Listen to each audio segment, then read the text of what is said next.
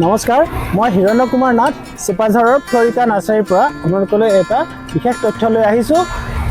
এজোপা কঁঠাল গছ, এই কঁঠাল গছজোপা আমাৰ চিপাঝাৰৰ এয়া দোকানপাৰা গাঁৱৰ ইউনিছ আলী আৰু তেখেতৰ দেউতাক এয়া ইউচুফ আলী। ইউনিছ আলীয়ে ভাতৃপ্ৰতিম তেখেত মোৰ, তেখেতে আনি ইয়াত ৰুইছিল আজি 2 বছৰ আগত। আৰু এই বছৰ যেতিয়া কঁঠালৰ স্বাভাৱিক যিটো ঋতু পৰে সেই সময়ত তেওঁলোকে ঢেৰ কঁঠাল খালে আৰু তেওঁলোকৰ পৰা জানিব পাৰিছোঁ কঁঠালৰ সোৱাদো বঢ়িয়া আৰু লাগিছেও যথেষ্ট। কিন্তু তাতকৈ আচৰিত কথাটো হৈছে কি যে এতিয়া অৱতৰত, এতিয়া আজি হৈছে নৱেম্বৰ মাহৰ 21 তাৰিখ। আজি কঁঠাল লমালমে লাগি আছে একদম মাটিৰ পৰা। আপোনালোকে চাওক, মই দেখুৱাবলৈ লৈছোঁ। এই কঁঠালৰ জাতটো হৈছে থাইলেণ্ড মূলীয় কঁঠালৰ জাত। এইটো নাম হৈছে 12 মাহী কঁঠাল, সেউজীয়া ৰঙৰ কঁঠাল আৰু কিছুমানটো ৰঙা হালধীয়া কঁঠালো থাকে, কিন্তু এইটো সেউজীয়া হয়। আৰু এই কঁঠালটো একেবাৰে পকি ঘেলঘেলীয়া হৈ নাযায়, এইটো অলপ টান হৈ থাকে আৰু খাবলৈ সুস্বাদু আৰু আঞ্জা ৰান্ধিও খাব পাৰে, কঁঠাল হিচাপেও খাব পাৰে। অকণমান ইউনিছ আলীৰ দেউতাক ইউচুফ আলীক মহাশয়ক সুধিব বিচাৰিছোঁ যে এই কঁঠালজোপা আপুনি কেতিয়া আনিছিল, কেতিয়াকৈ ৰুইছিল, আপোনাৰ মুখেৰে ৰাইজে শুনক এবাৰ।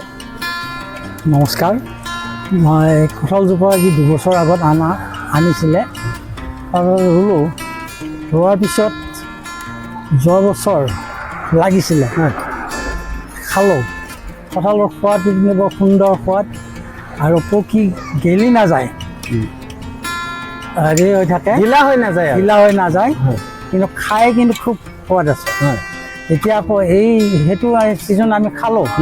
এতিয়া এই অফ ছিজনত এই নৱেম্বৰ মাহৰ এতিয়া লাগিছে, মাটিৰ গুৰিৰ পৰা লাগিছে। এইটো কুঁৱলী ওলাব, মানে মুচি ওলাব বোধহয় এমাহমান হৈছে। মুকলি ওলাব প্ৰায় আজি এমাহ হ'ল আৰু 2 মাহ পিছত আপুনি খাব পাৰিব। ঠিক আছে, কঁঠালটো আমি চাইছোঁ, বৰ ধুনীয়া কঁঠাল,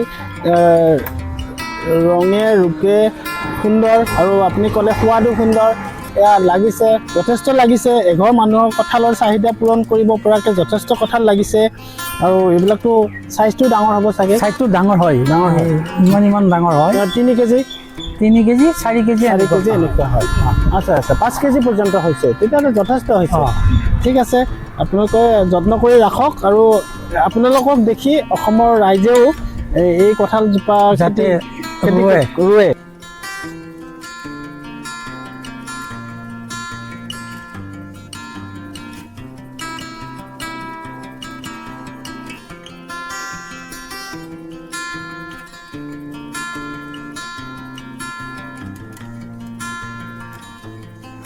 কঁঠালজোপা আমি ৰোৱা কামটো আমি নিয়ম বিধিমতে নিশ্চয় কৰিলোঁ, কিন্তু তাক প্ৰতি বছৰে সাৰ দিব লাগিব।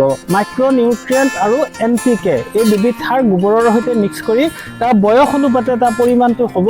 আৰু লগতে তাৰ পৰা দূৰত্বটো আমি যিটো ৰিং খান্দিব লাগিব, সেই ৰিংটো তাৰ বয়স অনুপাতে, তাৰ বাঢ়ল অনুপাতে সেই ৰিং কৰি কথাটো ৰাইজে নাপাহৰিব যে সাৰ নিদিলে তাৰ পৰা আমি উচিত ফল আশা কৰিব নোৱাৰোঁ। গতিকে প্ৰত্যেক বছৰে সময়ত সাৰ দিব।